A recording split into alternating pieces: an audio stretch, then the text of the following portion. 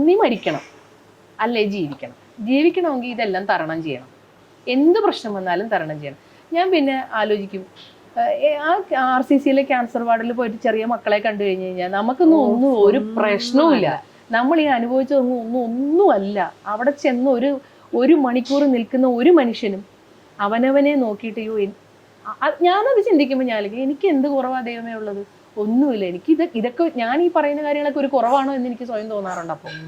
അപ്പം ഞാൻ എഴുന്നേക്കും. കുഞ്ഞു മക്കള്, പ്രസവിച്ച് വീണ മക്കള്, അയ്യോ എന്ത് പാവം ചെയ്തത് എൻ്റെ ദൈവമേ. അതൊക്കെ ആലോചിക്കുമ്പോൾ നമ്മൾ എത്ര ഉയരത്തിലാണ്.